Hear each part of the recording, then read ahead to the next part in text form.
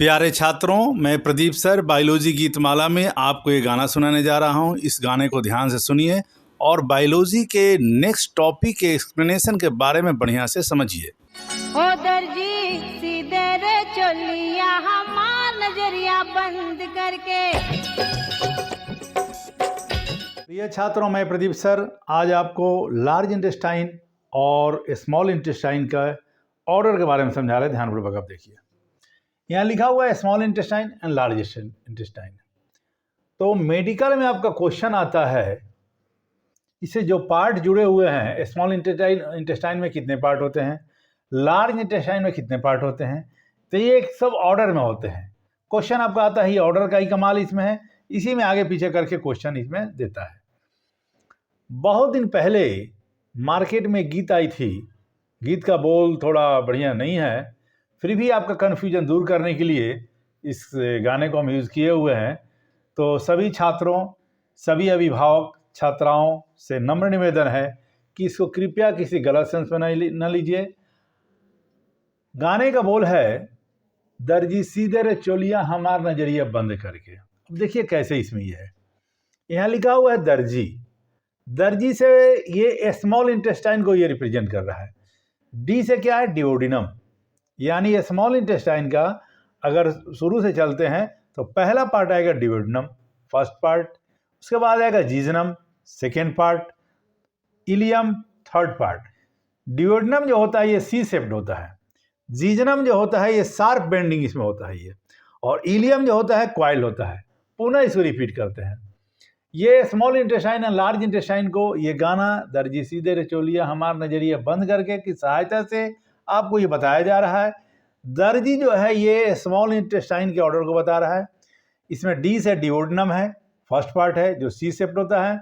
Second से जे है जीजनम जो शार्प बेंड होता है, सेकेंड पार्ट है ये। आई से इलियम ये क्वाइल होता है, ये थर्ड पार्ट है। तो ये देखिए, ये आपको एक सीक्वेंस में, ये ऑर्डर में है। ये जैसे जैसे ये है उसके जैसे ही आपको ये इसका अंदर में, ये स्टमक के अंदर में, बॉडी के अंदर में इसका फिटिंग है। ये डिओडिनम व जीजनम, जीजनम व इलियम। अभी इसमें देखिए, ये एकदम एरो जैसा इसे एरो चल रहा है, वैसे वैसे इसका उसमें ये नेमिंग इसका है। पहले आएगा अपेंडिक्स। अगर लार्ज इंटेस्टाइन की बात की जाएगी तो पहले आएगा डी से क्या है, अपेंडिक्स, उसके बाद आएगा आपको सिकम, उसके बाद आएगा एल से ये आपको कोलन, उसके बाद आएगा आर से ये रेक्टम, और सबसे लास्ट वाला पार्ट क्या है, ए से एनस। ये लार्ज इंटेस्टाइन को रिप्रेजेंट कर रहा है, ये स्मॉल इंटेस्टाइन को रिप्रेजेंट कर रहा है। ये ऑर्डर में है, ये भी ऑर्डर में है। जैसे जैसे आपको नाम, गाने का नाम आपको आगे बढ़ते जाएंगे, ये एकदम ऑर्डर में है। ये डी से यहाँ अपेंडिक्स है, अपेंडिक्स है डी और ई लिया हुआ है। सी है यहाँ सिकम है, एल जो है कोलन का एल लिया हुआ है, रिक्टम का आर है, एनस का ए है। अब यहाँ देखिए, अपेंडिक्स से शुरू हुआ ये लार्ज इंटेस्टाइन, तो appendix, caecum, colon, rectum, anus बजाय खत्म होता है। अब यहाँ ध्यान दिया जाए, कोलन जो है लार्ज इंटेस्टाइन का सबसे बड़ा पोर्शन है। ये कोलन में 4 पार्ट में ये डिवाइड होता है। कोलन एक होता है असेंडिंग लूप, जब नीचे से ऊपर की तरफ जाएगा तो असेंडिंग, फिर ऐसे जाएगा तो बोलेगा ट्रांसवर्स, फिर ऊपर से नीचे का आएगा तो डिसेंडिंग, और नीचे से फिर ऐसे करके आएगा तो उसको बोलते हैं सिग्मॉइड कोलन। तो ये जो लार्ज इंटेस्टाइन का कोलन जो है ये सबसे बड़ा पोर्शन है ये।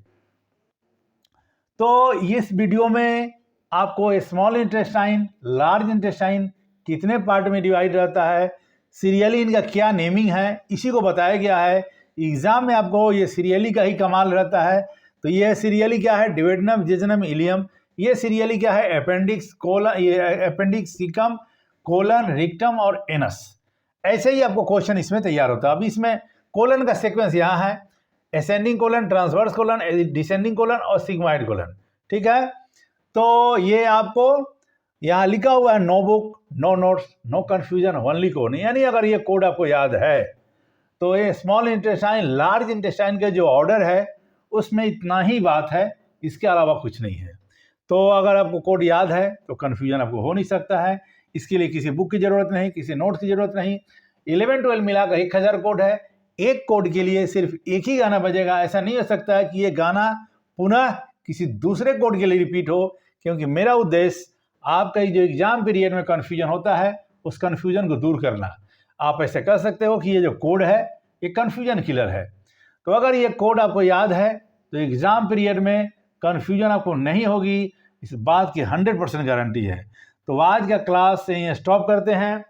लाइक कीजिए, शेयर कीजिए, सपोर्ट कीजिए, मेरा सहयोग कीजिए और भविष्य में डॉक्टर बनिए, सफल इंसान बनिए।